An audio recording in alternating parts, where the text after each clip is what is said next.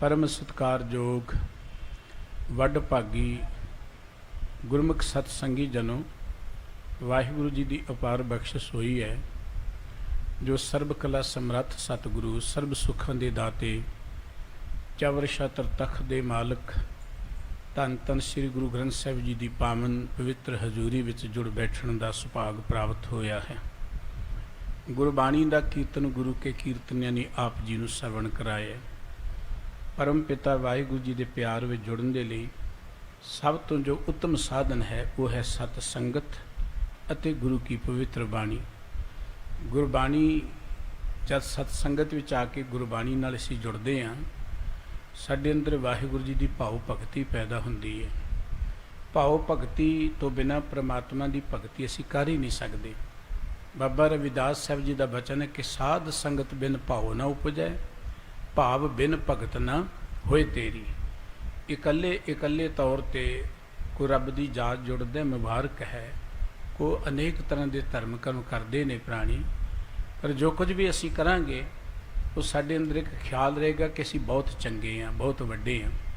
पर जो असी सतसंगत विच आउंदे हां, सतसंगत विच आके होर गुरमुखां सतसंगियां दी संगत 'च बैठ के हिरदे 'च निर्माणता भी आउंदी है। गुरबाणी दे कीर्तन दे राहीं साडे हिरदे 'च रब्बी गुण भी वसदे ने, मन की एकाग्रता भी बनती है। गुरु ग्रंथ साहिब जी विच सतसंगत की बेअंत वडियाई की है कि गुरुदेव ने उचेचे तौर पर कहा, वड भागी हर संगत पावैं, भागहीन भ्रम चोटां खावैं, बिन भागां सतसंग न लभै, बिन संगत मैल फरीजे जियो।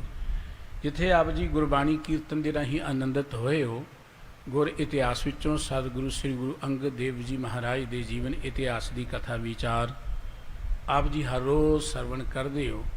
वार्ता ये चल रही कि सतगुरु जी खंडूर साहिब की धरती 'च बैठ के सिख संगतां नूं जीदान प्रदान कर रहे हैं।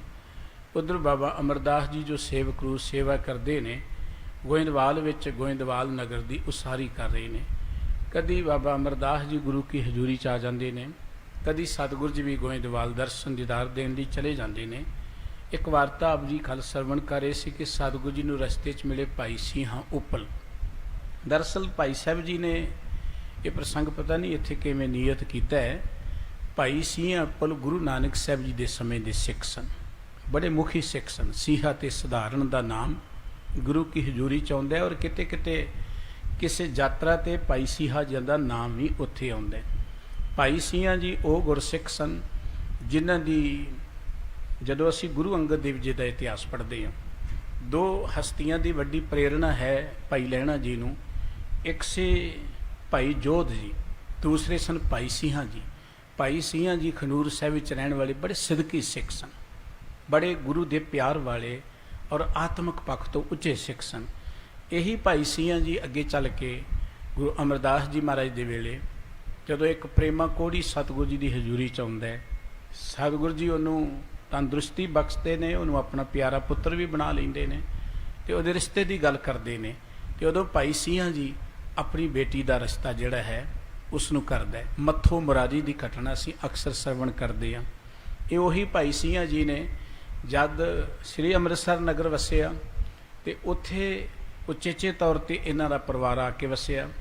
अजे भी अमृतसर च गली उपड़ां दी गली ये उपड़ सन। इस करके भाई साहब जी ने इत्थे जो कथा अंकित की है होर किसी स्रोत विच नहीं है, जिवें महिमा प्रकाश विच नहीं है। सो इस करके भाई साहब जी के बारे ये कहना कि ये गुरु की हजूरी च होना के सिख बने ने, ये इतिहास दीयां सारियां गल्लां ते टुकदी नहीं है। चलो जो भी है, भाई साहब जी गुरु की हजूरी च आए, सतगुरु जी ने प्रेरणा की कि सानू अपनी जिंदगी के जिन्ने भी कारज ने, घर च बच्चे का जन्म हुंदा है, सानू गुरु की हजूरी च आके अरदास करनी चाहिए है। आम हिंदू मत के अंदर एक रिवाज है मुंडन का, गुरमत दे विच इह दी गल ही कोई नहीं। असी तो जदों साडा बच्चा सियाणा होए, कई साडी शरधा हुंदी है, प्यार हुंदा है, बच्चे नूं दस्तार सजाउणी हुंदी है, गुरु की हजूरी च अरदास करते हैं। कई प्रेमी तो इत्थों तक बच्चे के सिर नूं जे कंघा भी लगाउणा है तो गुरु के चरणों च अरदास करते हैं। साडा हर कारज गुरु के चरणों च ही हुंदा है। सतगुरु जी ने इत्थे भी प्रेरणा की भाई सिंह जी नूं कि सानू हर कारज गुरु की हजूरी च करना चाहिए है। जिवें भाई सिंह जी गुरु चरणों नाल जुड़े ने, पहलां तो ही जुड़े ने दरअसल। ਸੋ ਅਗਲੀ ਵਾਰਤਾ ਸਰਵਣ ਕਰਨ ਦੇ ਲਈ ਆਪਾਂ ਇਕਾਗਰਚਿਤ ਹੋਈਏ ਜੀ। ਗੁਰੂ ਚਰਨਾਂ ਦਾ ਧਿਆਨ ਧਰਦਿਆਂ ਮਨ ਬਿਰਤੀਆਂ ਨੂੰ ਟਿਕਾਉਣ ਦੇ ਲਈ ਮੁਖ ਤੋਂ ਉਚਾਰਨ ਕਰੀਏ ਜੀ, ਸਤਨਾਮ ਵਾਹਿਗੁਰੂ ਸਾਹਿਬ ਜੀ। ਸਤਿਗੁਰ ਕੋ ਪ੍ਰਤਾਪ ਅਤ ਭਾਰੀ, ਬਿਗਨ ਕਾਰ ਹੋਏ ਰਖਵਾਰੀ। ਸਤਿਗੁਰੂ ਦਾ ਪ੍ਰਤਾਪ ਬੜਾ ਭਾਰੀ ਹੈ। ਇਹ ਬਚਨ ਸਤਿਗੁਰੂ ਜੀ ਨੇ ਸਿਆਂ ਜੀ ਨੂੰ ਕਹੇ ਸਨ। ਸਿਆਂ ਜੀ ਵੀ ਇਹ ਗੱਲ ਜਾਣਦੇ ਨੇ। ਜਦੋਂ ਅਸੀਂ ਗੁਰੂ ਚਰਨਾਂ ਦਾ ਆਸਰਾ ਲੈਂਦੇ ਹਾਂ, ਅਰਦਾਸ ਕਰਦੇ ਹਾਂ, ਤੇ ਵਿਘਨ ਨਾ ਕੋ ਲਾਗਤਾ। ਸਤਿਗੁਰੂ ਜੀ ਕਹਿੰਦੇ ਕੋਈ ਵਿਘਨ ਜ਼ਿੰਦਗੀ ਵਿੱਚ ਵਿਆਪਦਾ ਹੀ ਨਹੀਂ ਹੈ। ਸਾਰੇ ਕਾਰਜ ਰਾਸ ਹੋ ਜਾਂਦੇ ਨੇ ਜਦੋਂ ਅਸੀਂ ਗੁਰੂ ਚਰਨਾਂ ਨਾਲ ਜੁੜਦੇ। ਗੁਰੂ ਦਾ ਪ੍ਰਤਾਪ ਹੈ। ਪੂਰਨ ਸਗਲ ਕਾਜ ਤਿਨ ਕਰਿਓ, ਸ੍ਰੀ ਗੁਰ ਪੰਥ ਹਿਰਦੇ ਦ੍ਰਿੜ ਧਰਿਓ। ਦੇਖੋ ਭਾਈ ਸੀਏ ਦੇ ਸਾਰੇ ਕਾਰਜ ਸਤਿਗੁਰੂ ਜੀ ਨੇ ਰਾਸ ਕਰ ਦਿੱਤੇ ਔਰ ਉਹ ਗੁਰੂ ਪੰਥ ਨੂੰ ਉਹਨੇ ਦ੍ਰਿੜ ਕੀਤਾ ਪਹਿਲਾਂ ਤੋਂ ਹੀ ਹਿਰਦੇ ਵਿੱਚ। ਭਇਓ ਸਿੱਖ ਤਿਸ ਦਿਨ ਤੇ ਗੁਰ ਕੋ, ਸੇਵੇ ਚਰਨ ਭਾਉ ਕਰ ਉਰ ਕੋ। ਆਪ ਤੇ ਉਹ ਸਿੱਖ ਸੀ ਹੀ ਗੁਰੂ ਚਰਨਾਂ ਦਾ। ਉਹਦਾ ਬੱਚਾ ਹੈ, ਉਹ ਵੀ ਗੁਰੂ ਚਰਨਾਂ ਨਾਲ ਜੁੜ ਗਿਆ, ਬੜੀ ਭਾਵ ਭਗਤੀ ਨਾਲ ਸੇਵਾ ਕਰਨ ਲੱਗ ਪਿਆ। ਦ੍ਰਿੜ ਪ੍ਰਤੀਤ ਕੀਨ ਸਿਉਰ ਗੁਰਿਓਰੀ, ਅਬਰ ਸਬਨ ਕੀ ਮਨਤਾ ਸ਼ੋਰੀ। ਇੱਧਰ ਉੱਧਰ ਦੇ ਆਸਰਿਆਂ ਨੂੰ ਛੱਡ ਕੇ ਕੇਵਲ ਤਾਂ ਕੇਵਲ ਗੁਰੂ ਚਰਨਾਂ ਦੀ ਪ੍ਰੀਤ ਨੂੰ ਆਪਣੇ ਹਿਰਦੇ ਵਿੱਚ ਦ੍ਰਿੜ ਕਰ ਲਿਆ ਉਸਨੇ। ਜੋ ਸਭ ਤਿਆਗ ਅਲੰਭ ਗੁਰੂ ਗਏ, ਵਸਤੇ ਅਲੰਭ ਨਹੀਂ ਮੈਂ। ਭਾਈ ਸਾਹਿਬ ਜੀ ਕਹਿੰਦੇ ਜਿਹੜਾ ਗੁਰੂ ਦਾ ਆਸਰਾ ਲੈਂਦਾ ਹੈ, ਹੋਰ ਆਸਰੇ ਛੱਡ ਦਿੰਦਾ ਹੈ, ਉਹਦੇ ਲਈ ਜ਼ਿੰਦਗੀ 'ਚ ਕੋਈ ਵਸਤੂ ਅਲੱਭ ਨਹੀਂ ਹੈ। ਭਾਵ ਕੋਈ ਅਜਿਹੀ ਚੀਜ਼ ਨਹੀਂ ਜਿਹੜੀ ਉਹਨੂੰ ਨਾ ਮਿਲੇ। ਜੋ ਵੀ ਅਸੀਂ ਗੁਰੂ ਚਰਨਾਂ ਤੋਂ ਮੰਗਾਂਗੇ, ਸਾਡੀ ਗੁਰੂ ਚਰਨਾਂ ਨਾਲ ਭਾਵਨਾ, ਜਿਵੇਂ ਕਹਿ ਲਓ ਗੁਰੂ ਕੇ ਬਚਨ ਅਨੁਸਾਰ ਸਾਡਾ ਜੀਵਨ ਹੋਣਾ ਚਾਹੀਦਾ ਹੈ। ਸਤਿਗੁਰੂ ਜੀ ਨੇ ਇੱਕ ਬਚਨ ਕਿਹਾ, ਪਾਸ਼ੰ ਕਰੋਤ ਅਗਰਣੀ ਵੈ ਨਿਰਾਸੰ ਆਸ ਪੂਰਨ ਹੈ। ਜਿਹੜੇ ਪਛੜੇ ਨੇ ਉਹ ਅਗਾਂਹ ਵਧੂ ਬਣ ਜਾਂਦੇ ਨੇ, ਜਿਹੜੇ ਨਿਰਾਸ਼ ਨੇ ਉਹ ਉਹਨਾਂ ਦੀ ਜ਼ਿੰਦਗੀ 'ਚ ਆਸ ਪੂਰੀ ਹੋ ਜਾਂਦੀ। ਨਿਰਤਨ ਭਏ ਤਨਵੰਤੀ ਹੈ, ਤਨਵੰਤੈ ਰੋਗੀਆਂ ਰੋਗ ਖੰਡਣੇ। ਨਿਰਧਨ ਧਨਵਾਨ ਹੋ ਜਾਂਦੇ ਨੇ ਗੁਰੂ ਦੀ ਮੱਤ ਅਨੁਸਾਰ ਜ਼ਿੰਦਗੀ ਜੇ ਬਤੀਤ ਕਰਨ। ਧਨਵਾਨ ਦਾ ਅਰਥ ਇਹ ਨਹੀਂ ਕਿ ਬਹੁਤ ਧਨ ਦੌਲਤ। ਧਨਵਾਨ ਦਾ ਅਰਥ ਹੈ ਖੁਸ਼ਹਾਲ ਹੋਣਾ, ਜ਼ਿੰਦਗੀ ਅੰਦਰ ਪ੍ਰਸੰਨ ਹੋਣਾ। ਜਦੋਂ ਅਸੀਂ ਗੁਰੂ ਦੇ ਮਾਰਗ ਤੇ ਚੱਲਦੇ ਹਾਂ, ਸਾਡੇ ਅੰਦਰ ਸੰਤੋਖ ਹੁੰਦਾ ਹੈ, ਸਾਡੇ ਅੰਦਰ ਇਮਾਨਦਾਰੀ ਹੁੰਦੀ ਹੈ, ਸਾਡੇ ਅੰਦਰ ਸੱਚਾਈ ਹੁੰਦੀ ਹੈ, ਸਾਡੇ ਅੰਦਰ ਦਇਆ ਹੁੰਦੀ ਹੈ, ਸਾਡੇ ਅੰਦਰ ਪਰਉਪਕਾਰ ਦੀ ਭਾਵਨਾ ਹੁੰਦੀ ਹੈ। ਅਸੀਂ ਆਪਣੇ ਆਪ ਧਨਵਾਨ ਬਣ ਗਏ। ਅਮੀਰੀ ਦਾ ਸੰਬੰਧ ਬਾਹਰਲੇ ਸਟੇਟਸ ਨਾਲ ਨਹੀਂ ਹੈ।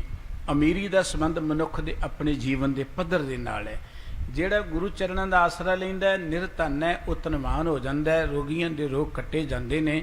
ਸਤਿਗੁਰੂ ਜੀ ਨੇ ਅਖੀਰ ਤੇ ਗੱਲ ਕਹੀ ਹੈ ਕਿ ਪਾਰ ਬ੍ਰਹਮ ਪੁਰਖ ਦਿਆਲ ਹੈ, ਨਾਨਕ ਗੁਰ ਸੇਵਾ ਕੇ ਨਾ ਲੱਭਿਆ। ਤੇ ਗੁਰੂ ਉਸ ਪਰਮਾਤਮਾ ਦਾ ਰੂਪ ਹੈ।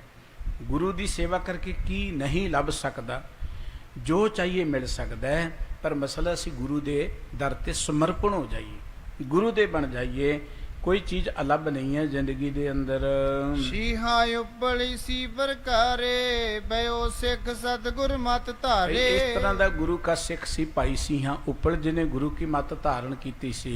ਬਹੁਰੋ ਸ਼੍ਰੀ ਅੰਗਦ ਬੋਬਾਰੀ, ਗੋਇੰਦ ਵਾਲ ਜਾਤ ਹਿਤ ਧਾਰੀ। ਕਵੀ ਜੀ ਕਹਿੰਦੇ ਧੰਨ ਗੁਰੂ ਅੰਗਦ ਸਾਹਿਬ ਜੀ ਮਹਾਰਾਜ ਕਈ ਵੇਰਾਂ ਗੋਇੰਦਵਾਲ ਜਾਂਦੇ ਨੇ, ਬੜੇ ਹਿੱਤ ਦੇ ਨਾਲ, ਪਿਆਰ ਦੇ ਨਾਲ। ਮਿਲੇ ਦਾਸ ਕੋ ਆਨੰਦ ਦੇਤ, ਵੈਰ ਰਹੇ ਕੋ ਜਾਏ ਨਿਕੇਤ। ਬਾਬਾ ਅਮਰਦਾਸ ਜੀ ਜੋ ਸੇਵਕ ਰੂਪ ਵਿੱਚ ਨੇ, ਉਹਨਾਂ ਨੂੰ ਜਾ ਕੇ ਮਿਲਦੇ ਨੇ ਔਰ ਬੜੇ ਉਹ ਪ੍ਰਸੰਨ ਹੁੰਦੇ ਨੇ ਗੁਰੂ ਕੇ ਦੀਦਾਰ ਕਰਕੇ। ਇਸ ਪ੍ਰਕਾਰ ਕੁਛ ਸਮੇਂ ਬਿਤਾਏਵ, ਜਗ ਮੈਂ ਮਗ ਸਿੱਖੀ ਪ੍ਰਗਟਾਏਵ। ਇਸ ਤਰ੍ਹਾਂ ਕੁਝ ਸਮਾਂ ਸਤਿਗੁਰੂ ਜੀ ਨੇ ਬਤੀਤ ਕੀਤਾ ਜਗਤ ਵਿੱਚ ਸਿੱਖੀ ਮਾਰਗ ਨੂੰ ਪ੍ਰਗਟ ਕਰਨ ਦੇ ਲਈ। ਸਤਿਗੁਰੂ ਗੁਰੂ ਅੰਗਦ ਦੇਵ ਜੀ ਵਿਚਰੇ ਸਰੀਰਕ ਰੂਪ 'ਚ ਇਸ ਦੁਨੀਆ 'ਚ। ਕਈ ਬਤੀਤ ਸਿਜੁਰ ਰੁਤ ਸਾਰੀ, ਸਭ ਥਲ ਭਾਵ ਸੰਤ ਗੁਲਜਾਰੀ। ਕਿਉਂਕਿ ਸਾਡੇ ਕੋਲ ਬਹੁਤਾ ਇਤਿਹਾਸ ਦੇ ਸਰੋਤ ਨਹੀਂ ਹੈ। ਗੁਰੂ ਸਾਹਿਬਾਨ ਜੀ ਦੇ ਵੇਲੇ ਦਾ ਲਿਖਿਆ ਹੋਇਆ ਇਤਿਹਾਸ ਸਾਡੇ ਕੋਲ ਨਹੀਂ ਹੈ, ਜਿਹਨੂੰ ਅਸੀਂ ਭਾਈ ਬਾਲੇ ਦੀ ਜਨਮ ਸਾਖੀ ਕਹਿੰਦੇ ਹਾਂ। ਦਰਅਸਲ ਉਹ ਅਸਲੀ ਸਾਡੇ ਤੱਕ ਨਹੀਂ ਪਹੁੰਚੀ, ਹੋਰ ਬੜੀਆਂ ਬਣ ਗਈਆਂ ਨੇ, ਨਕਲੀ ਬਣ ਗਈਆਂ ਨੇ। ਗੁਰੂ ਨਾਨਕ ਸਾਹਿਬ ਜੀ ਮਹਾਰਾਜ ਦਾ ਕਿੱਡੇ ਵੱਡੇ ਪਰਉਪਕਾਰ ਨੇ। ਤਕਰੀਬਨ 70 ਸਾਲ ਸਤਿਗੁਰੂ ਸੱਚੇ ਪਾਤਸ਼ਾਹੀ ਜਗਤ ਵਿੱਚ ਰਹੇ। ਕਿੱਡਾ ਕਿੱਡਾ ਵੱਡਾ ਉਹਨਾਂ ਨੇ ਰਟਨ ਕੀਤਾ, ਕਿੰਨੇ ਲੋਕਾਂ ਨੂੰ ਮਿਲੇ। ਪਰ ਉਹਨਾਂ ਦੇ ਜੀਵਨ ਦੀਆਂ ਕਥਾਵਾਂ ਕੋ ਬਹੁਤ ਵੱਡੇ ਪੱਧਰ ਤੇ ਸਾਡੇ ਤੱਕ ਨਹੀਂ ਪਹੁੰਚੀਆਂ। ਕੁਝ ਕੁ ਘਟਨਾਵਾਂ ਨੇ। ਇਸੇ ਤਰੀਕੇ ਨਾਲ ਗੁਰੂ ਅੰਗਦ ਦੇਵ ਜੀ ਮਹਾਰਾਜ ਦਾ ਜੀਵਨ ਇਤਿਹਾਸ। ਸਤਿਗੁਰੂ ਜੀ ਨੇ ਗੁਰੂ ਨਾਨਕ ਸਾਹਿਬ ਜੀ ਤੋਂ ਬਾਅਦ ਬਹੁਤ ਕ੍ਰਾਂਤੀਕਾਰੀ ਕੰਮ ਕੀਤੇ। ਔਰ ਖਾਸ ਕਰਕੇ ਗੁਰਮੁਖੀ ਦੇ ਉੱਪਰ ਬੜਾ ਵੱਡਾ ਕਾਰਜ ਕੀਤਾ। ਸਤਿਗੁਰੂ ਜੀ ਬੜੇ ਵੱਡੇ ਭਾਸ਼ਾ ਵਿਗਿਆਨੀ ਸਨ। ਸਤਿਗੁਰੂ ਜੀ ਨੇ ਕੌਮ ਨੂੰ ਸਰੀਰਕ ਤੌਰ ਤੇ ਤਗੜਿਆ ਕਰਨ ਦੇ ਲਈ, ਕਿਉਂਕਿ ਜਿਹੜੀਆਂ ਕੌਮਾਂ ਸਰੀਰਕ ਤੌਰ ਤੇ ਕਮਜ਼ੋਰ ਹੁੰਦੀਆਂ ਨੇ, ਉਹ ਜਿੰਨੀ ਮਰਜ਼ੀ ਭਗਤੀ ਕਰੀ ਜਾਣ, ਉਹ ਬਹੁਤਾ ਚਿਰ ਜਿਉਂਦੀਆਂ ਨਹੀਂ ਰਹਿ ਸਕਦੀਆਂ। ਸਤਿਗੁਰੂ ਜੀ ਨੇ ਸਰੀਰਕ ਤੌਰ ਤੇ ਤਗੜਿਆ ਕਰਨ ਦੇ ਲਈ ਮੱਲ ਅਖਾੜੇ ਰਚੇ, ਬੱਚਿਆਂ ਦੀ ਐਜੂਕੇਸ਼ਨ ਦੀ ਗੱਲ ਕੀਤੀ ਔਰ ਇਲਾਕੇ ਸਿੱਖੀ ਦਾ ਪ੍ਰਚਾਰ ਕੀਤਾ। ਪਰ ਸਤਿਗੁਰੂ ਜੀ ਦੇ ਜੀਵਨ ਦੇ ਨਾਲ ਉਸ ਕੰਮਾਂ ਨਾਲ ਸੰਬੰਧਿਤ ਕੋਈ ਬਹੁਤੀਆਂ ਗਾਥਾਵਾਂ ਸਾਡੇ ਤੱਕ ਨਹੀਂ ਆਈਆਂ। ਕੁਝ ਕੁ ਆਈਆਂ ਨੇ ਜਿਨ੍ਹਾਂ 'ਚੋਂ ਕੁਝ ਕਲਪਤ ਨੇ, ਲੇਕਿਨ ਉਹ ਜਿਹੜੀਆਂ ਆਉਣੀਆਂ ਚਾਹੀਦੀਆਂ ਸਨ ਕਿ ਸਤਿਗੁਰੂ ਜੀ ਨੇ 7 ਸਾਲ ਗੁਰੂ ਨਾਨਕ ਸਾਹਿਬ ਜੀ ਦੀ ਹਜ਼ੂਰੀ 'ਚ ਰਹਿ ਕੇ ਕੀ ਗਿਆਨ ਪ੍ਰਾਪਤ ਕੀਤਾ, ਉਹ ਵੀ ਸਾਡੇ ਕੋਲ 3-4 ਗਾਥਾਵਾਂ ਨੇ ਕਿ ਚੂਈ ਨੂੰ ਕੱਢ ਦਿੱਤਾ ਬਾਹਰ, ਕੱਪੜੇ ਧੋਣ ਚਲੇ ਗਏ, ਕੰਧ ਉਸਾਰ ਦਿੱਤੀ, 3-4 ਗਾਥਾਵਾਂ ਨੇ, ਇਹਦੂ ਵੱਧ ਨਹੀਂ ਹੈ। ਲੇਕਿਨ ਸਤਿਗੁਰੂ ਜੀ ਨੇ 7 ਸਾਲ ਰਹਿ ਕੇ ਇਕੱਲੀ ਕੋਈ ਇੱਕ ਚੂਈ ਨਹੀਂ ਕੱਢੀ। 7 ਸਾਲ ਰਹਿ ਕੇ ਗੁਰਮਤ ਦੇ ਗਿਆਨ ਨੂੰ ਦ੍ਰਿੜ ਕੀਤਾ ਹੈ, ਉਹਨਾਂ ਨੇ ਗੁਰਮਤ ਨੂੰ ਕਮਾਇਆ ਹੈ। ਇਸੇ ਤਰੀਕੇ ਨਾਲ ਆਪ ਗੁਰਤਾ ਗੱਦੀ ਤੇ ਬੈਠ ਕੇ ਇਤਿਹਾਸਕਾਰ ਇਹ ਮੰਨਦੇ ਨੇ ਕਿ ਇਹਦੇ 'ਚ ਕੋਈ ਸ਼ੱਕ ਨਹੀਂ ਹੈ ਕਿ ਗੁਰੂ ਨਾਨਕ ਸਾਹਿਬ ਜੀ ਨੇ ਬਹੁਤ ਵੱਡੀ ਕ੍ਰਾਂਤੀ ਖੜੀ ਕੀਤੀ, ਇੱਕ ਨਵਾਂ ਪੰਥ ਖੜਾ ਕੀਤਾ। ਪਰ ਉਸ ਪੰਥ ਨੂੰ ਚੱਲਦਿਆਂ ਰੱਖਣ ਦੇ ਲਈ ਗੁਰੂ ਅੰਗਦ ਦੇਵ ਜੀ ਮਹਾਰਾਜ ਦੀ ਬਹੁਤ ਵੱਡੀ ਦੇਣ ਹੈ। ਜੇ ਗੁਰੂ ਨਾਨਕ ਸਾਹਿਬ ਜੀ ਤੋਂ ਬਾਅਦ ਗੁਰੂ ਅੰਗਦ ਦੇਵ ਜੀ ਨਾ ਹੁੰਦੇ, ਇਤਿਹਾਸਕਾਰਾਂ ਦੀ ਰਾਏ ਹੈ ਕਿ ਇਸ ਪੰਥ ਨੂੰ ਅੱਗੇ ਤੋਰਨਾ ਔਖਾ ਹੋ ਜਾਣਾ ਸੀ। ਬੜੀਆਂ ਚੁਣੌਤੀਆਂ ਸਨ ਪੰਥ ਦੇ ਅੱਗੇ। ਉਹਨਾਂ ਚੁਣੌਤੀਆਂ ਨੂੰ ਸਤਿਗੁਰੂ ਗੁਰੂ ਅੰਗਦ ਦੇਵ ਜੀ ਨੇ ਸਰ ਕੀਤਾ, ਪਰ ਉਹ ਘਟਨਾਵਾਂ ਸਾਡੇ ਤੱਕ ਪਹੁੰਚੀਆਂ ਨਹੀਂ ਹੈ। ਥੋੜ੍ਹੀਆਂ ਜਿਹੀਆਂ ਘਟਨਾਵਾਂ ਨੇ, ਉਹਦੇ 'ਚੋਂ ਕੁਝ ਤਾਂ ਕਵੀ ਜਿਨ੍ਹਾਂ ਨੇ ਆਪਣੇ ਕੋਲੋਂ ਹੀ ਮਸਾਲੇ ਲਾਏ ਹੋਏ ਨੇ। ਜੋ ਸੱਚ ਹੈ ਉਹ ਬਹੁਤ ਘੱਟ ਸਾਡੇ ਤੱਕ ਪਹੁੰਚਿਆ। ਹੁਣ ਆਪਾਂ ਕੁਝ ਦਿਨ ਪਹਿਲਾਂ ਹੀ ਸਤਿਗੁਰੂ ਜੀ ਦੀ ਗਾਥਾ ਸ਼ੁਰੂ ਕੀਤੀ ਸੀ। ਹੁਣ ਕਵੀ ਜੀ ਸਤਿਗੁਰੂ ਜੀ ਦੇ ਜੋਤੀ ਜੋਤ ਸਮਾਉਣ ਦੀ ਜੋ ਪ੍ਰਸੰਗ ਹੈ ਉਹ ਸ਼ੁਰੂ ਕਰ ਰਹੇ ਨੇ ਕਿ ਸਤਿਗੁਰੂ ਜੀ ਸਰੀਰਕ ਤੌਰ ਤੇ ਆਪਣੇ ਇਸ ਜਗ ਤੋਂ ਚਲਾਣਾ ਕਰਨਾ ਚਾਹੁੰਦੇ ਹਨ। ਚੜਿਓ ਚੇਤ ਸਭ ਕੋ ਸੁਖ ਦੇਤ, ਨੈ ਅਤ ਸੀਤ ਨਾ ਉਸ਼ਨ ਤਪੇਤ। ਬੜੀ ਸੋਹਣੀ ਠੰਡ ਦੀ ਰੁੱਤ ਸੀ, ਲੰਘ ਗਈ ਹੈ। ਬਸੰਤ ਰੁੱਤ ਸ਼ੁਰੂ ਹੋ ਗਈ, ਚੇਤ ਦਾ ਮਹੀਨਾ ਸ਼ੁਰੂ ਹੋ ਗਿਆ। ਬੜਾ ਸੁਖਦਾਈ ਇਹ ਮੌਸਮ ਹੈ। ਬਸੰਤ ਦੀ ਰੁੱਤ ਬੜੀ ਸੁਹਾਵਣੀ ਹੁੰਦੀ ਹੈ। ਵਿਕਸੇ ਕੁਸਮਾਨੇ ਕਨ ਰੰਗ, ਅਤ ਸ਼ੋਭਾ ਸੁੰਦਰ ਸਰਬੰਗ। ਔਰ 4 ਸਫੇਰੇ ਤਰ੍ਹਾਂ ਤਰ੍ਹਾਂ ਦੇ ਫੁੱਲ ਜਿਹੜੇ ਨੇ ਉਹ ਖਿੜੇ ਹੋਏ ਨੇ। ਧਰਤੀ ਦੇ ਉੱਪਰ ਬੜੀ ਸ਼ੋਭਾ ਬਣੀ ਹੋਈ ਹੈ। ਬਸੰਤ ਹੈ ਹੀ ਖੇੜੇ ਦੀ ਰੁੱਤ ਹੈ, ਬੜੀ ਸੁੰਦਰ ਰੁੱਤ ਹੈ। ਪਾਤ ਨਿਪਾਤ ਪਲਾਸ ਪ੍ਰਕਾਸ਼ੇ, ਜਿਤ ਜਿਤ ਅਰਣ ਬਰਨ ਹੀ ਭਾਸੇ। ਜਿੱਧਰ ਦੇਖੋ ਰੰਗਾਂ ਰੰਗਾਂ ਦੇ ਫੁੱਲ ਖਿੜੇ ਹੋਏ ਨੇ। ਬੜੇ ਬੜੇ ਹਰੇ ਪੱਤੇ ਬੂਟਿਆਂ ਨੂੰ ਲੱਗੇ ਨੇ, ਫੁੱਲ ਲੱਗੇ ਹੋਏ ਹਨ। ਚੌਂ ਦਿਸ ਬਨ ਕੀ ਦਿਖੀਅਤ ਭੂਮ, ਜਨ ਗਨ ਅਗਨੀ ਲਾਟ ਧੂਮ। ਜਿੱਧਰ ਦੇਖੋ ਸਾਰੇ ਪਾਸੇ ਜਿਹੜੇ ਬਾਗਾਂ ਦੇ ਵਿੱਚ ਫਲ ਬੂਟੇ ਜਿਹੜੇ ਨੇ ਉਹ ਫਲੇ ਫੁੱਲੇ ਨੇ, ਮੌਲੇ ਹੋਏ ਨੇ। ਇਵੇਂ ਕਹਿ ਲਓ ਜਮ ਮੱਜਨ ਜਨ ਅਗਨੀ ਲਾਟ ਅਧੂਮ, ਜਿਵੇਂ ਅੱਗ ਦੀਆਂ ਲਾਟਾਂ ਨਹੀਂ ਉੱਠਦੀਆਂ ਜਾਂ ਧੂਆਂ ਉੱਠਦਾ, ਇਵੇਂ ਸਾਰੇ ਪਾਸੇ ਆਪਾਂ ਦੇਖਦੇ ਫੁੱਲ ਖਿੜੇ ਹੋਏ ਨੇ। ਹਰਿਆਵਲ ਹੀ ਹਰਿਆਵਲ ਹੈ।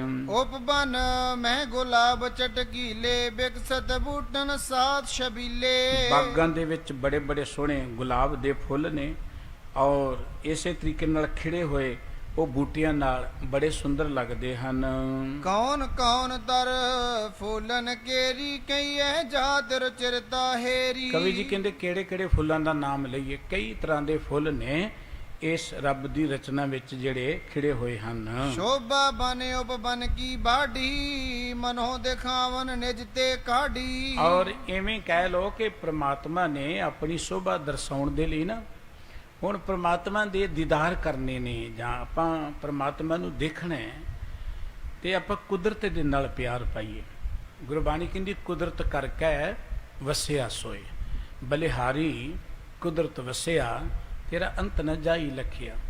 ਇੱਕ ਇੰਗਲਿਸ਼ ਦਾ ਵਿਦਵਾਨ ਇਹ ਗੱਲ ਕਹਿੰਦਾ ਹੈ ਕਿ ਮਨੁੱਖ ਇੱਕ ਇਹੋ ਜਿਹਾ ਜਾਨਵਰ ਹੈ, ਇਹੋ ਜਿਹਾ ਇੱਕ ਵਿਅਕਤੀ ਹੈ ਕਿ ਜਿਹੜਾ ਪ੍ਰਮਾਤਮਾ ਦਿਸਦਾ ਨਹੀਂ ਨਾ ਉਹਦੀ ਪੂਜਾ ਕਰੀ ਜਾਂਦਾ ਹੈ।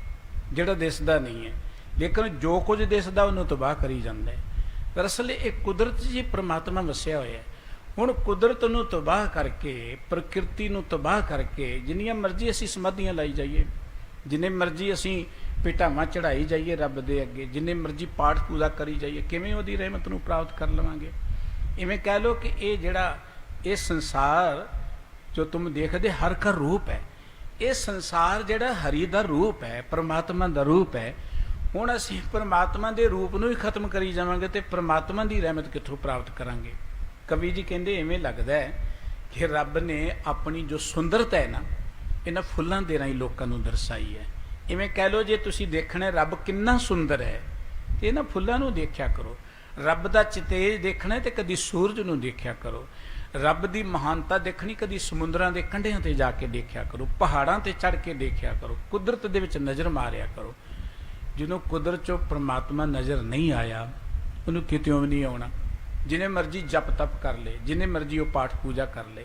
ਇਸ ਕਰਕੇ ਸਾਨੂੰ ਸਾਡੇ ਸਤਿਗੁਰੂ ਜੀ ਨੇ ਪ੍ਰਕਿਰਤੀ ਨਾਲ ਜੋੜਿਆ, ਕੁਦਰਤ ਕਰਕੇ ਵਸਿਆ ਸੋਏ। ਕੁਦਰਤ ਦੇ ਵਿੱਚ ਪ੍ਰਮਾਤਮਾ ਵਸਿਆ। ਗੁਰਬਾਣੀ ਕਹਿੰਦੀ ਆਪੀ ਨੇ ਆਪ ਸਾਜਿਓ, ਆਪੀ ਨੇ ਰਚਿਓ ਨਾਉ, ਦੋਏ ਕੁਦਰਤ ਸਾਜੀਏ, ਕਰ ਆਸਣ ਡਿਠੋ ਚਾਓ।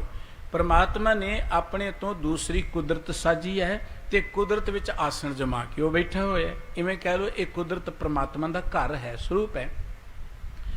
ਹੁਣ ਪ੍ਰਮਾਤਮਾ ਦੇ ਘਰ ਨੂੰ ਢਾਹ ਕੇ ਭੰਨ ਕੇ ਅਸੀਂ ਪ੍ਰਮਾਤਮਾ ਦਾ ਪਿਆਰ ਕਿੱਥੋਂ ਲੈ ਲਵਾਂਗੇ। ਪਰ ਅੱਜ ਦਾ ਮਨੁੱਖ ਜਿਹੜਾ ਨਾ ਪ੍ਰਕਿਰਤੀ ਦੇ ਨਾਲ ਟੱਕਰ ਲੈ ਰਿਹਾ, ਉਹ ਕੁਦਰਤ ਨੂੰ ਤਬਾਹ ਕਰਨ ਤੇ ਤੁਲਿਆ ਹੋਇਆ ਹੈ। ਇਸ ਕਰਕੇ ਸਤਿਗੁਰੂ ਜੀ ਕਹਿੰਦੇ ਕਿ ਪ੍ਰਮਾਤਮਾ ਦੇ ਦਰਸ਼ਨ ਜਿਵੇਂ ਨਾ ਇਹਨਾਂ ਫੁੱਲਾਂ ਚੋਂ ਹੋ ਰਹੇ ਨੇ, ਉਹਨਾਂ ਦੀ ਸੁੰਦਰਤਾ ਫੁੱਲਾਂ ਤੋਂ ਪ੍ਰਗਟ ਹੋ ਰਹੀ ਹੈ। ਵਰਿੰਦ ਬਿਹੰਗਨ ਬੋਲ ਬਜਨੀਅਤ, ਕਾਨਨ ਰਹਿ ਕਾਨਨ ਮੈਂ ਸੁਨੀਅਤ। ਬਿਹੰਗ ਕਿਹਾ ਜਾਂਦਾ ਹੈ ਪੰਛੀਆਂ ਨੂੰ, ਬਿਹੰਗਮ। ਅਨੇਕਾਂ ਹੀ ਪੰਛੀ ਤਰ੍ਹਾਂ ਤਰ੍ਹਾਂ ਦੇ ਇਹਨਾਂ ਬਾਗਾਂ ਦੇ ਵਿੱਚ, ਜੰਗਲਾਂ ਵਿੱਚ ਬੋਲ ਰਹੇ ਨੇ। ਕੰਨਾਂ ਦਾ ਨਹੀਂ ਉਹਨਾਂ ਦੇ ਬੋਲ ਸੁਣੇ ਜਾਂਦੇ ਹਨ। ਰੁੱਤ ਬਸੰਤ ਜਗ ਬਿਦਤ ਸ਼ਬੀਲਾ, ਸ਼ਾਂਤ ਬ੍ਰਿਧ ਸਤਿਗੁਰ ਕੀ ਲੀਲਾ। ਬੜੀ ਸੋਹਣੀ ਇਹ ਬਸੰਤ ਦੀ ਰੁੱਤ ਜਿਹੜੀ ਹੈ ਉਹ ਜਗਤ ਵਿੱਚ ਪ੍ਰਗਟ ਹੋਈ ਹੈ। ਇਧਰ ਸਤਿਗੁਰੂ ਸੱਚੇ ਪਾਤਸ਼ਾਹ ਜੀ ਦੀ ਮਹਿਮਾ ਵੀ ਪ੍ਰਗਟ ਹੋ ਰਹੀ ਹੈ। ਆਵਤ ਗੋਇੰਦ ਵਾਲ ਜਦਾਈ, ਵਿਪਨ ਬਿਲੋਕਤ ਸੁੰਦਰਤਾ ਤਾਈ। ਗਰੀਬ ਨਿਵਾਸ ਸਤਿਗੁਰੂ ਸੱਚੇ ਪਾਤਸ਼ਾਹ ਜੀ ਗੋਇੰਦਵਾਲ ਤੋਂ ਚੱਲਦੇ ਹੋਏ ਖਡੂਰ ਸਾਹਿਬ ਤੱਕ ਆਉਂਦੇ ਨੇ। ਰਸਤੇ 'ਚ ਬਾਗ ਬਗੀਚੇ ਦੇਖਦੇ ਆਉਂਦੇ ਨੇ। ਹੁਣ ਤੇ ਅਸੀਂ ਇੰਨੀ ਕੁ ਤਰੱਕੀ ਕਰ ਲਈ ਕਿ ਤੁਸੀਂ ਗੋਇੰਦਵਾਲ ਤੋਂ ਖਡੂਰ ਸਾਹਿਬ ਤੱਕ ਜਾਓਗੇ ਕੋਈ ਬਾਗ ਨਹੀਂ ਮਿਲੇਗਾ। ਹੁਣ ਕਿਤੇ ਪਰਉਪਕਾਰ ਕੀਤਾ ਉਸ ਇਲਾਕੇ 'ਚ ਮਹਾਂਪੁਰਖਾਂ ਨੇ, ਖਡੂਰ ਸਾਹਿਬ ਵਾਲਿਆਂ ਨੇ ਥਾਂ ਥਾਂ ਤੇ ਬੂਟੇ ਲਾਏ ਨੇ। ਬਹੁਤ ਵੱਡਾ ਉਦਮ ਹੈ, ਮਹਾਂਪੁਰਖਾਂ ਦੀ ਵਡਿਆਈ ਹੈ। ਲੇਕਿਨ ਅਸੀਂ ਤੇ ਬੂਟੇ ਰਹਿਣ ਨਹੀਂ ਦਿੱਤੇ, ਪਿੱਪਲ ਨਹੀਂ ਰਹਿਣ ਦਿੱਤੇ, ਬੋਹੜ ਨਹੀਂ ਰਹਿਣ ਦਿੱਤੇ। ਜੇ ਪਿੱਪਲ ਬੋਹੜ ਨਹੀਂ ਰਹਿਣਗੇ ਤੇ ਪੰਛੀ ਕਿੱਥੋਂ ਰਹਿਣਗੇ ਸਾਡੇ ਕੋਲ? ਫਿਰ ਪੰਛੀਆਂ ਨੂੰ ਦੇਖਣ ਲਈ ਅਸੀਂ ਚਿੜੀਆ ਘਰਾਂ 'ਚ ਹੀ ਜਾਵਾਂਗੇ ਨਾ। ਇਸ ਕਰਕੇ ਅਸੀਂ ਉਹਨਾਂ ਦੇ ਘਰ, ਉਹਨਾਂ ਦੇ ਰਹਿਣ ਦੀ ਥਾਂ ਹੀ ਤਬਾਹ ਕਰ ਦਿੱਤੇ। ਕਵੀ ਜੀ ਕਹਿੰਦੇ ਸਤਿਗੁਰੂ ਜੀ ਤੁਰਦੇ ਨੇ ਗੋਇੰਦਵਾਲ ਤੋਂ, ਰਸਤੇ 'ਚ ਬਾਗ ਬਗੀਚੇ ਦੇਖਦੇ ਹੋਏ, ਤਰ੍ਹਾਂ ਤਰ੍ਹਾਂ ਦੇ ਪੰਛੀ ਬੋਲਦੇ, ਫੁੱਲ ਖਿੜੇ ਹੋਏ ਦੇਖਦੇ ਤੁਰੇ ਜਾ ਰਹੇ ਹਨ। ਤਨ ਕੋ ਤਿਆਗਨ ਚਿਤਵਤ ਚਾਹਤ, ਗਮਨੇ ਅਬ ਬੇਕੁੰਠਿਆ ਮਾਹਤ। ਗਰੀਬ ਨਿਵਾਸ ਸਤਿਗੁਰੂ ਜੀ ਇਹ ਸਮਝ ਗਏ ਕਿ ਸਰੀਰ ਨੂੰ ਤਿਆਗਣ ਦਾ ਸਮਾਂ ਆ ਗਿਆ ਹੈ ਤੇ ਹੁਣ ਬੈਕੁੰਠ ਦਾ ਅਰਥ ਹੈ ਕਿ ਉਸ ਪਰਮ ਪਿਤਾ ਵਾਹਿਗੁਰੂ ਜੀ ਵਿੱਚ ਲਿਵਲੀਨ ਹੋਣ ਦਾ ਸਮਾਂ ਆ ਗਿਆ ਹੈ। ਸਭ ਸੰਗਤ ਮੈਂ ਕਹਿ ਬਿਦਤਾਈ, ਤਜੈ ਸਰੀਰ ਅਬੈ ਚਿਤ ਆਈ। ਸਾਰੀ ਸੰਗਤ ਵਿੱਚ ਇਹ ਗੱਲ ਸਤਿਗੁਰੂ ਜੀ ਨੇ ਪ੍ਰਗਟ ਕਰ ਦਿੱਤੀ, ਭਾਈ ਹੁਣ ਅਸੀਂ ਆਪਣੇ ਸਰੀਰ ਨੂੰ ਤਿਆਗ ਦੇਣਾ ਹੈ। ਸੁਨ ਸੁਨ ਸਿੱਖ ਹਿਰਦੈ ਬਿਸਮਾਵੈ, ਵਾਹਿਗੁਰੂ ਤਜ ਦੇ ਸਮਾਵੈ। ਗੁਰਸਿੱਖਾਂ ਨੇ ਜਦੋਂ ਸੁਣਿਆ ਤੇ ਮਨ ਵਿੱਚ ਬੜੇ ਹੈਰਾਨ ਰਹਿ ਗਏ ਔਰ ਸਤਿਗੁਰੂ ਜੀ ਦਾ ਵਿਛੋੜਾ ਸਿੱਖ ਸਹਿਣ ਨਹੀਂ ਕਰ ਸਕਦੇ। ਜੈ ਕੈ ਬਸਰ ਗਈ ਏ ਮਬਾਤੀ, ਹਿਤੂ ਸੁਨਤ ਵਾਰ ਭਰ ਆਵਤ ਛਾਤੀ। ਹੁਣ ਇਹ ਗੱਲ ਸਾਰੇ ਥਾਵਾਂ ਤੇ ਇਧਰ ਉਧਰ ਪਸਰ ਗਈ, ਫੈਲ ਗਈ ਤੇ ਜਿਹੜੇ ਗੁਰੂ ਕੇ ਪਿਆਰ ਵਾਲੇ ਸਨ ਉਹ ਸੁਣ ਸੁਣ ਕੇ ਸਤਿਗੁਰੂ ਜੀ ਕੋਲ ਆਉਣ ਲੱਗ ਪਏ। ਊਚ ਨੀਚ ਜੁਤ ਚਾਰਹੁ ਬਰਨਾ, ਸੁਨ ਸੁਨ ਹਿਰਦੈ ਬਿਸਮਤਾ ਕਰਨਾ। ਸਤਿਗੁਰੂ ਜੀ ਦਾ ਮਨੁੱਖਤਾ ਦੇ ਨਾਲ ਬੜਾ ਪਿਆਰ ਸੀ। ਗੁਰੂ ਸਾਹਿਬ ਜੀ ਹਰ ਮਨੁੱਖ ਨੂੰ ਬਰਾਬਰਤਾ ਦਾ ਦਰਜਾ ਦਿੰਦੇ ਸਨ। ਇਹ ਗੁਰੂ ਅੰਗਦ ਦੇਵ ਜੀ ਮਹਾਰਾਜ ਦਾ ਇੱਕ ਪਾਵਨ ਸ਼ਲੋਕ ਹੈ ਜੋ ਸਾਡੇ ਸਮਾਜ ਦੀ ਉਸ ਵੇਲੇ ਦੀ ਬਣਤਰ ਸੀ ਕਿ ਬ੍ਰਾਹਮਣ ਨੂੰ ਇਹ ਅਧਿਕਾਰ ਹੈ, ਖੱਤਰੀ ਨੂੰ ਇਹ ਅਧਿਕਾਰ ਹੈ ਜਾਂ ਸ਼ੂਦਰ ਨੂੰ ਇਹ ਅਧਿਕਾਰ ਨੇ।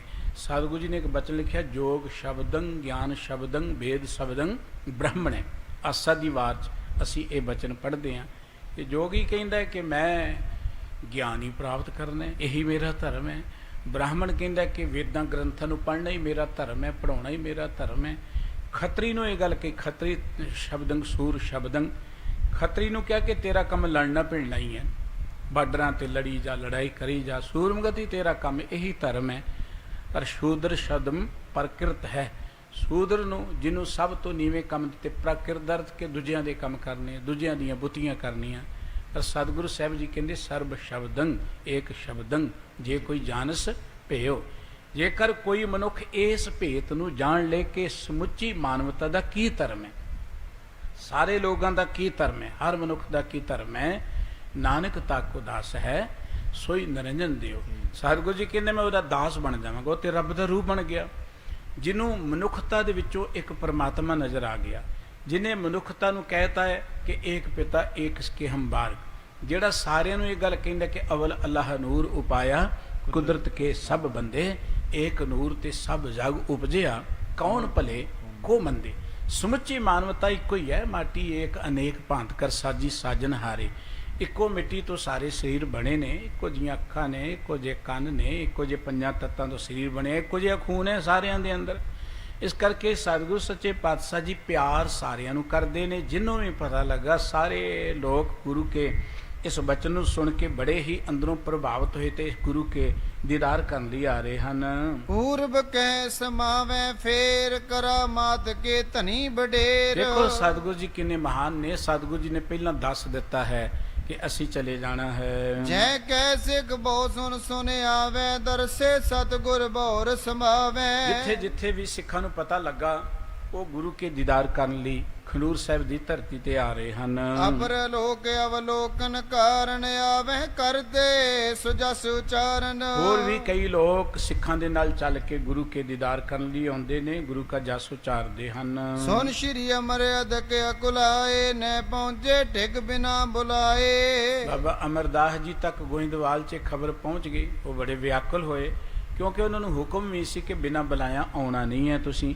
ਹੁਣ ਇਸ ਕਰਕੇ ਵੀ ਵਿਆਕਲ ਨੇ ਕਿ ਸਤਿਗੁਰੂ ਜੀ ਜੋਤੀ ਜੋ ਸਮਾ ਜਾਣਗੇ, ਮੈਂ ਇੱਥੇ ਬੈਠਾ ਹੋਇਆ ਹਾਂ। ਘਟੀ ਕਲਬ ਸਮ ਬੀਤੇ ਤਾਈ, ਕਰਦੇ ਆਰਾਧਨ ਬਹੁ ਮਨ ਮਾਹੀ। ਉਹਨਾਂ ਦੀ ਇੱਕ ਇੱਕ ਘੜੀ ਜਿਹੜੀ ਹੈ ਜੁਗਾਂ ਦੇ ਬਰਾਬਰ ਹੋ ਰਹੀ ਹੈ। ਮਨ ਵਿੱਚ ਬੜੇ ਉਹ ਤੜਫਦੇ ਹਨ। ਸ਼੍ਰੀ ਅੰਗਦ ਲਖ ਅੰਤਰ ਜਾਮੀ, ਪੜਿਓ ਕਾਰਨ ਸਿੱਖ ਤਬ ਸੁਆਮੀ। ਸਤਿਗੁਰੂ ਗੁਰੂ ਅੰਗਦ ਦੇਵ ਜੀ ਮਹਾਰਾਜ ਨੇ ਉਹਨਾਂ ਦੀ ਮਨੋਦਸ਼ਾ ਨੂੰ ਦੇਖਦੇ ਹੋਇਆਂ ਆਪਣੇ ਸਿੱਖ ਨੂੰ ਭੇਜਿਆ ਕਿ ਜਾਓ ਅਮਰਦਾਸ ਜੀ ਨੂੰ ਬੁਲਾ ਕੇ ਲਿਆਓ। ਸਾਦਰ ਜਾਏ ਆਵਾਹਨ ਕੀਨੇ, ਸੁਨਤ ਚਲਿਓ ਜਲ ਸੋਦ੍ਰਿਗ ਭੀਨੇ। ਬੜੇ ਸਤਿਕਾਰ ਨਾਲ ਬਾਬਾ ਅਮਰਦਾਸ ਜੀ ਨੂੰ ਬੁਲਾਇਆ ਗਿਆ ਔਰ ਉਹ ਗੁਰੂ ਕੇ ਬਚਨ ਸੁਣਦਿਆਂ ਹੀ ਉਹਨਾਂ ਦੇ ਨੇਤਰਾਂ 'ਚ ਜਲ ਵਹਿ ਤੁਰਿਆ, ਚੱਲ ਪਏ ਗੁਰੂ ਕੇ ਦੀਦਾਰ ਕਰਨ ਲਈ। ਤਾਤ ਕਾਲ ਗੁਰ ਦਰਸ਼ਨ ਕਰਿਓ, ਤੂਰਨ ਕਰਤ ਚਰਨ ਪਰ ਪਰਿਓ। ਉਹ ਜਲਦੀ ਗੁਰੂ ਕੇ ਦੀਦਾਰ ਕਰਨਾ ਚਾਹੁੰਦੇ ਨੇ, ਜਲਦੀ ਜਲਦੀ ਸਫ਼ਰ ਤੈਅ ਕਰਕੇ ਗੁਰੂ ਚਰਨਾਂ ਤੇ ਆ ਡਿਗੇ ਹਨ।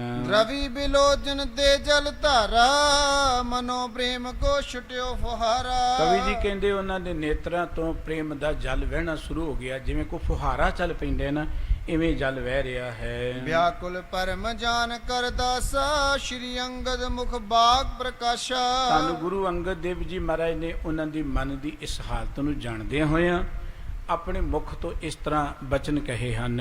ਸੁਨ ਪੁਰਖਾ ਪੂਰਨ ਤੁਮ ਗਿਆਨ, ਪਰਮ ਧਾਮ ਮੈਂ ਕਰੋ ਧਿਆਨ। ਗਰੀਬ ਨਿਵਾਜ ਸਤਿਗੁਰੂ ਜੀ ਕਹਿੰਦੇ ਭਾਈ ਪੁਰਖਾ ਤੈਨੂੰ ਇਸ ਗੱਲ ਦਾ ਗਿਆਨ ਹੈ ਕਿ ਸਾਰਿਆਂ ਨੇ ਹੀ ਚਲੇ ਜਾਣਾ, ਇੱਥੇ ਦੁਨੀਆ ਤੇ ਕਿਸੇ ਨੇ ਰਹਿਣਾ ਨਹੀਂ ਹੈ। ਇਸ ਕਰਕੇ ਅਸੀਂ ਵੀ ਹੁਣ ਪਰਮ ਧਾਮ ਨੂੰ ਭਾਵ ਉਸ ਪਾਰ ਬ੍ਰਹਮ ਵਿੱਚ ਲਿਵਲੀਨ ਹੋਣ ਜਾ ਰਹੇ ਹਾਂ। ਹਰਖ ਸ਼ੋਕ ਮਨ ਮੈਂ ਨ ਕੋਊ, ਤੂੰ ਪ੍ਰਤੱਖ ਰੂਪ ਮਮ ਹੋਊ। ਇਸ ਕਰਕੇ ਕੋਈ ਹਰਖ ਸੋਗ ਦਾ ਅਸਰ ਨਹੀਂ ਹੋਣਾ ਚਾਹੀਦਾ, ਤੂੰ ਮੇਰਾ ਰੂਪ ਹੈ ਪ੍ਰਤੱਖ ਤੌਰ ਤੇ। ਦੇ ਸ਼ਤ ਗਿਆਨੀ ਜਗ ਐਸੇ, ਬਰਿਓ ਕੁੰਭ ਸਾਗਰ ਰਹਿ ਜੈਸੇ। ਗਿਆਨਵਾਨ ਇਹ ਗੱਲ ਜਾਣਦੇ ਨੇ ਕਿ ਸਰੀਰ ਸਦਾ ਥਿਰ ਨਹੀਂ ਹੈ, ਇਹ ਤੇ ਇਵੇਂ ਕਹਿ ਲੋ ਕਿ ਨਾਸਵੰਤ ਹੈ। ਬਾਕੀ ਗੱਲ ਰਹਿ ਗਈ ਆਤਮਾ ਦੀ, ਜਿਵੇਂ ਪਾਣੀ ਵਿੱਚ ਸਮਾ ਜਾਂਦਾ ਹੈ, ਇਹ ਜੋਤ ਤੇ ਪ੍ਰਮਾਤਮਾ 'ਚ ਲਿਵਲੀਨ ਹੋ ਜਾਂਦੀ ਹੈ। ਇਸ ਕਰਕੇ ਇਸ ਗੱਲ ਦਾ ਕੋਈ ਦੁੱਖ ਨਹੀਂ ਹੋਣਾ ਚਾਹੀਦਾ।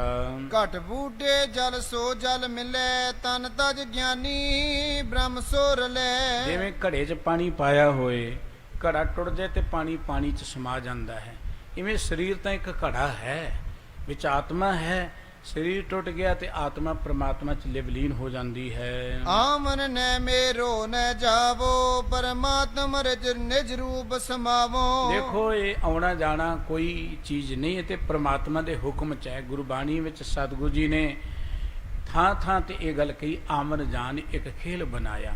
ਪ੍ਰਮਾਤਮਾ ਨੇ ਆਉਣ ਜਾਣ ਦੀ ਇੱਕ ਖੇਡ ਬਣਾਈ ਹੈ। ਦਰਅਸਲ ਹੈ ਤੇ ਸਭ ਪ੍ਰਮਾਤਮਾ ਦਾ ਹੀ ਇਹ ਖੇਡ ਹੈ।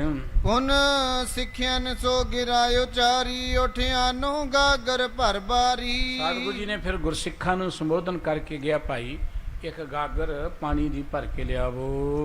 ਅਮਰਦਾਸ ਇਸ਼ਨਾਨ ਕਰਾਵੋ, ਸਭ ਸੰਗਤ ਕੋ ਮੇਲ ਕਰਾਵੋ। ਅਮਰਦਾਸ ਜੀ ਨੂੰ ਇਸ਼ਨਾਨ ਕਰਾਓ, ਸੋਹਣੇ ਵਸਤਰ ਪਹਿਰਾ ਕੇ ਲਿਆਓ ਤੇ ਸਾਰੀ ਸੰਗਤ ਦੇ ਨਾਲ ਇਹਨਾਂ ਦਾ ਮੇਲ ਕਰਾਵੋ। ਦੋਨੋਂ ਪੁੱਤਰ ਹਕਾਰਨ ਕਰੋ, ਮਮ ਤਿਆਰੀ ਕਹਿ ਦੇ ਨਾ ਧਰੋ।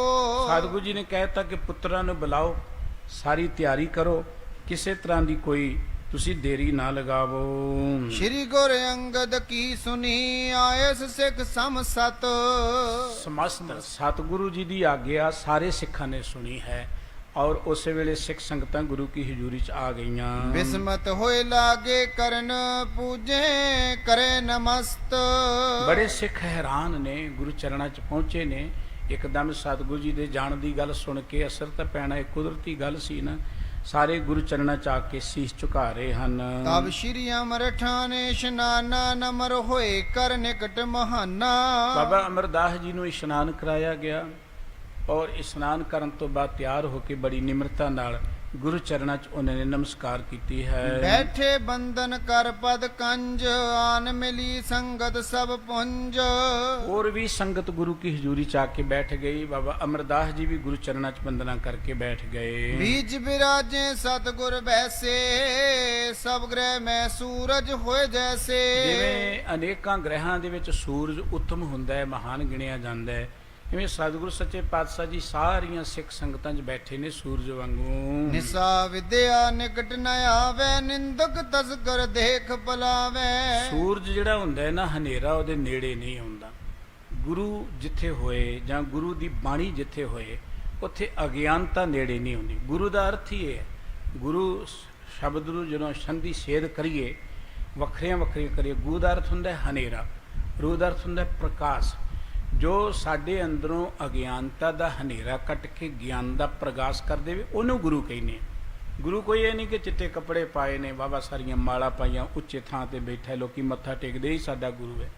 ਗੁਰੂ ਕੋਈ ਸਰੀਰ ਨਹੀਂ ਹੈ। ਗੁਰੂ ਤੇ ਉਹ ਜਿਹੜਾ ਸਾਡੇ ਅੰਦਰੋਂ ਅਗਿਆਨਤਾ ਕੱਟੇ, ਸਾਨੂੰ ਗਿਆਨ ਦੇਵੇ। ਗਿਆਨ ਇਹ ਦੁਨੀਆ ਦੀ ਜਾਣਕਾਰੀ ਨਹੀਂ ਹੈ, ਗਿਆਨ ਦੇਣ ਵਾਲੇ ਹੋਰ ਬੜੇ ਨੇ। ਮੈਨੂੰ ਇੱਕ ਘਟਨਾ ਯਾਦ ਆ ਗਈ ਇੰਗਲੈਂਡ ਦੀ।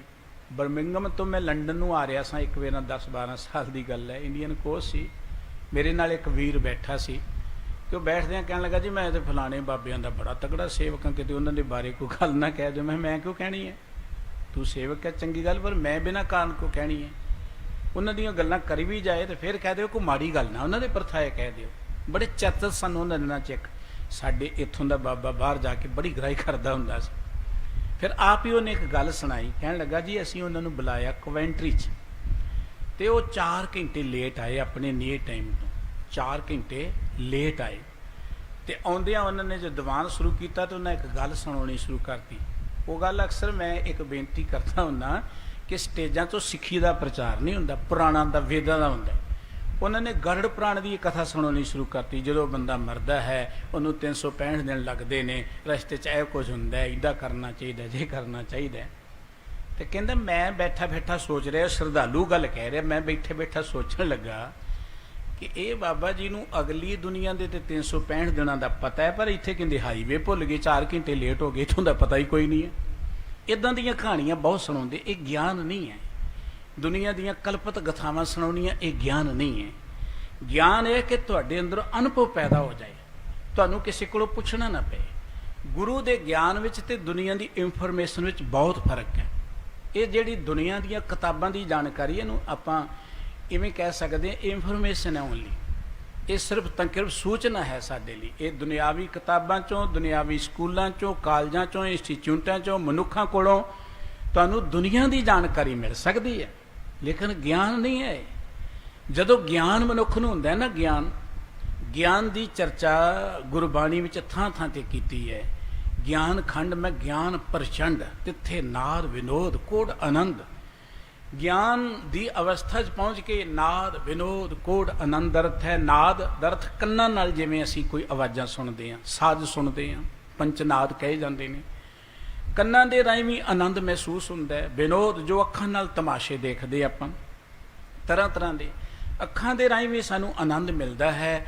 ਜੋ ਅਸੀਂ ਖਾਣੇ ਪੀਣੇ ਉਹਦੇ ਰਾਹੀਂ ਵੀ ਆਨੰਦ ਮਿਲਦਾ ਹੈ।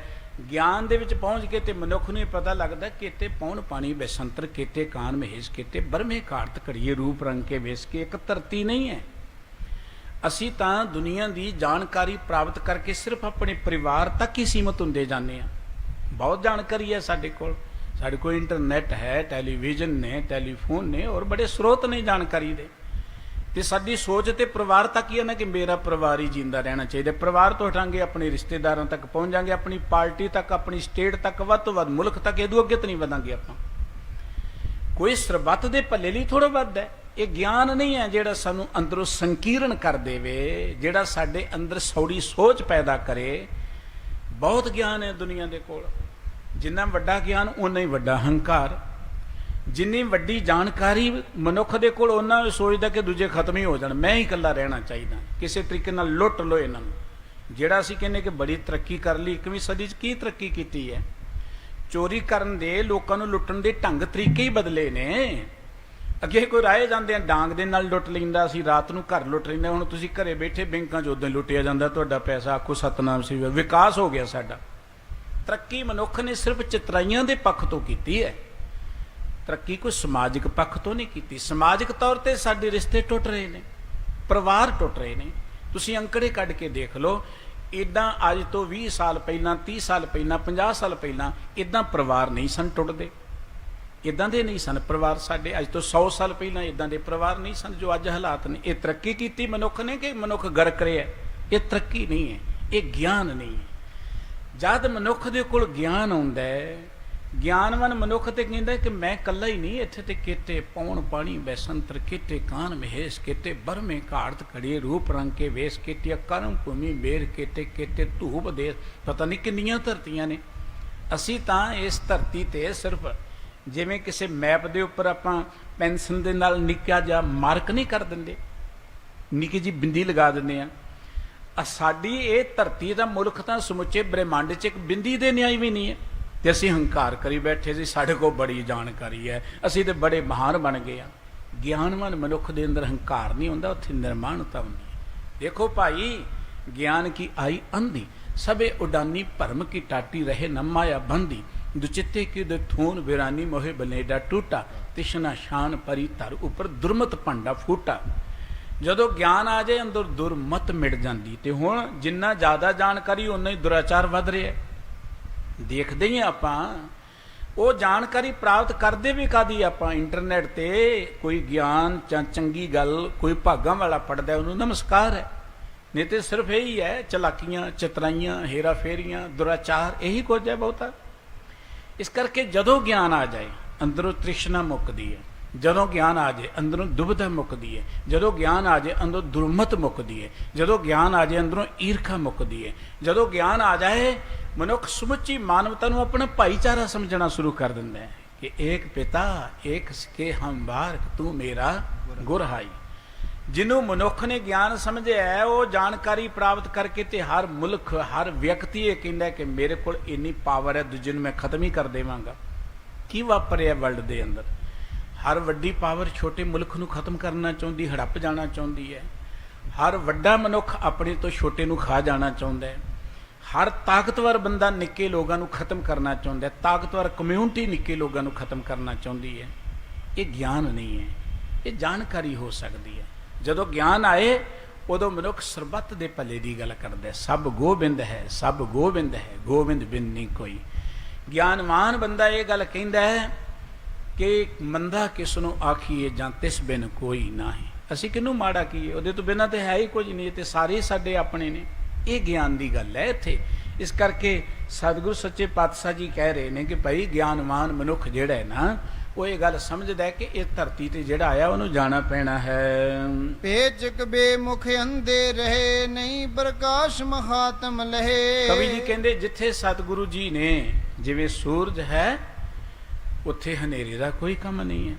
ਸੂਰਜ ਹੈ ਤੇ ਚੋਰਾਂ ਨੂੰ ਸੂਰਜ ਚੰਗਾ ਨਹੀਂ ਲੱਗਦਾ, ਚੋਰ ਹਨੇਰੇ ਨੂੰ ਪਸੰਦ ਕਰਦੇ ਨੇ, ਚੋਰ ਲੁਕ ਜਾਂਦੇ ਨੇ। ਇਹ ਗੱਲ ਵੱਖਰੀ ਕਿ ਅੱਜ ਦਾ ਮਨੁੱਖ ਜਿਹਨੇ ਬਹੁਤ ਜਾਣਕਾਰੀ ਪ੍ਰਾਪਤ ਕਰ ਲਈ ਹੈ, ਚੜੇ ਚਿੱਟੇ ਦੁਪਹਿਰੇ ਚੋਰੀਆਂ ਹੋ ਰਹੀਆਂ ਨੇ, ਇਹ ਅੱਜ ਦੇ ਯੁੱਗ ਦੀ ਗੱਲ ਹੈ। ਇਸ ਕਰਕੇ ਗਿਆਨ, ਸਤਿਗੁਰੂ ਜੀ ਦੀ ਹਜ਼ੂਰੀ 'ਚ ਗਿਆਨ ਦੀ ਦਾਤ ਮਿਲਦੀ ਹੈ। ਗੁਰੂ ਸਾਹਿਬ ਜੀ ਸੂਰਜ ਵੱਤ ਨੇ, ਔਰ ਗੁਰੂ ਸਾਹਿਬ ਜੀ ਦੇ ਕੋਲ ਰਹਿੰਦਿਆਂ ਅਗਿਆਨਤਾ ਦੁਰਮਤ ਮਨੁੱਖ ਦੇ ਨੇੜੇ ਨਹੀਂ ਆਉਂਦੀ। ਗੁਰੂ ਸਾਹਿਬ ਜੀ ਦੇ ਨੇੜੇ ਹੁੰਦਿਆਂ ਇਹ ਚੋਰ ਬਿਰਤੀ ਵਾਲੇ ਲੋਕ ਜਿਹੜੇ ਨੇ ਉਹ ਭੱਜਣੇ ਸ਼ੁਰੂ ਹੋ ਜਾਂਦੇ ਹਨ। ਇਵੇਂ ਗੁਰੂ ਸਾਹਿਬ ਜੀ ਦਾ ਪ੍ਰਕਾਸ਼ ਸਿੱਖਾਂ ਦੇ ਮਨਾਂ ਅੰਦਰ ਵਿਆਪਿਆ ਹੋਇਆ ਹੈ। ਸੰਤ ਕਮਲ ਬਿਕਸੇ ਅਰਖਾਏ ਅਲ ਜਗਿਆਸੀ ਜੈ ਮੰਡਰਾਏ। ਸੂਰਜ ਨੂੰ ਦੇਖ ਕੇ ਉੱਲੂ ਅੱਖਾਂ ਮੀਟ ਕੇ ਬੈਠ ਜਾਂਦਾ ਹੈ। ਉੱਲੂ ਨੂੰ ਸੂਰਜ ਚੰਗਾ ਨਹੀਂ ਲੱਗਦਾ। ਸੂਰਜ ਨੂੰ ਦੇਖ ਕੇ ਚੋਰ ਲੁਕ ਕੇ ਬੈਠ ਜਾਂਦੇ ਨੇ, ਪਰ ਸੂਰਜ ਨੂੰ ਦੇਖ ਕੇ ਕਮਲ ਖਿੜਦਾ ਹੈ। ਸੂਰਜ ਦੇ ਚੜ੍ਹਦਿਆਂ ਰਾਹੀ ਆਪਣੇ ਰਸਤਿਆਂ ਤੇ ਤੁਰ ਪੈਂਦੇ ਨੇ। ਸੂਰਜ ਤੇ ਚੜ੍ਹਦਿਆਂ ਲੋਕੀ ਆਪਣੇ ਕੰਮਾਂ ਕਾਰਾਂ ਤੇ ਲੱਗ ਜਾਂਦੇ ਨੇ। ਇਸੇ ਤਰੀਕੇ ਨਾਲ ਸਤਿਗੁਰੂ ਜੀ ਦੇ ਦੀਦਾਰ ਕਰਦੇ ਹਨ ਜਿਹੜੇ ਗੁਰਸਿੱਖ ਨੇ, ਰੱਬ ਦੇ ਪਿਆਰੇ ਨੇ, ਉਹਨਾਂ ਦੇ ਹਿਰਦੇ ਕਮਲ ਵਾਂਗੂ ਖਿੜਦੇ ਹਨ। ਮਤ ਬੋਰੀ ਤੇ ਉਡਗ ਜਗ ਮਾਹੀ ਪਰਮ ਪ੍ਰਕਾਸ਼ ਸੁਪਾਵਤ ਨਾਹੀ। ਸੂਰਜ ਦੀ ਇੱਕ ਵਡਿਆਈ ਹੈ ਕਿ ਸੂਰਜ ਕਿਸੇ ਨੂੰ ਕੋਈ ਮਾੜਾ ਨਹੀਂ ਕਹਿੰਦਾ। ਰਾਤ ਨੂੰ ਬੜੇ ਤਾਰੇ ਹੁੰਦੇ ਨੇ, ਲੇਕਿਨ ਸੂਰਜ ਜਦੋਂ ਆਉਂਦਾ ਤਾਰਿਆਂ ਨੂੰ ਕੁਝ ਨਹੀਂ ਕਹਿੰਦਾ। ਉਹ ਤਾਰਿਆਂ ਨੂੰ ਭਜਾਉਂਦਾ ਨਹੀਂ ਹੈ, ਤਾਰੇ ਉੱਥੇ ਰਹਿੰਦੇ ਨੇ। ਪਰ ਜਿਉਂ ਕਰ ਸੂਰਜ ਨਿਕਲਿਆ ਤਾਰੇ ਛਪੇ ਅੰਧੇਰ ਪਲੋਵਾ। ਸੂਰਜ ਜਦੋਂ ਚੜ੍ਹਦਾ ਨਾ ਉਹਦੇ ਚਾਨਣ ਦੇ ਅੱਗੇ ਤਾਰੇ ਜਿਹੜੇ ਨੇ ਉਹ ਜਾਂਦੇ ਕਿਤੇ ਨਹੀਂ, ਪਰ ਉਹਨਾਂ ਦੀ ਰੋਸ਼ਨੀ ਮੱਧਮ ਪੈ ਜਾਂਦੀ, ਉਹ ਨਜ਼ਰ ਹੀ ਨਹੀਂ ਆਉਂਦੇ। ਇਵੇਂ ਗੁਰੂ ਕਾ ਪ੍ਰਤਾਪ ਹੈ। ਹੋਰ ਬੜੇ ਨੇ ਉਸ ਵੇਲੇ ਤਾਰੇ। ਇੱਕ ਜੋਗੀ ਦੀ ਆਪਾਂ ਘਟਨਾ ਸੁਣੀ ਹੈ ਖਡੂਰ ਦੀ ਧਰਤੀ ਤੇ। ਇਹੋ ਜਿਹੇ ਹੋਰ ਕਈ ਤਾਰੇ ਜਿਹੜੇ ਸਨ ਉਹ ਆਪਣੀਆਂ ਮੱਧਮ ਪੈ ਗਏ। ਸਤਿਗੁਰੂ ਸੱਚੇ ਪਾਤਸ਼ਾਹ ਜੀ ਜਿਵੇਂ ਸਿੱਖ ਸੰਗਤਾਂ ਨੂੰ ਉਪਦੇਸ਼ ਦੇ ਰਹੇ ਨੇ, ਆਪ ਸਤਿਗੁਰੂ ਜੀ ਆਪਣੇ ਪੰਜ ਭੂਤਕ ਸਰੀਰ ਨੂੰ ਤਿਆਗਣ ਤੋਂ ਪਹਿਲਾਂ ਬਾਬਾ ਅਮਰਦਾਸ ਜੀ ਨੂੰ ਗੁਰਤਾ ਗੱਦੀ ਤੇ ਸੁਭਾਈਮਾਨ ਕਰਨਗੇ। ਇਹ ਵਾਰਤਾ ਆਪ ਜੀ ਕੱਲ ਨੂੰ ਸਰਵਣ ਕਰੋਗੇ ਜੀ। ਅੱਜ ਦੀਆਂ ਇੰਨੀਆਂ ਬੇਨਤੀਆਂ ਪ੍ਰਵਾਨ ਕਰਨੀਆਂ, ਭੁੱਲਾਂ ਚੁੱਕਾਂ ਦੀ ਖਿਮਾ। ਗਰੀਬ ਨਿਵਾਜ ਸਤਿਗੁਰੂ ਜੀ ਸਾਰਿਆਂ ਨੂੰ ਆਪਣੇ ਦਰੋਂ ਗੁਰੂ ਨਾਮ ਬਾਣੀ ਦਾ ਪਿਆਰ ਬਖਸ਼ਣ ਜੀ। ਪਿਆਰ ਸਹਿਤ ਬੁਲਾਓ। ਵਾਹਿਗੁਰੂ ਜੀ ਕਾ ਖਾਲਸਾ, ਵਾਹਿਗੁਰੂ ਜੀ ਕੀ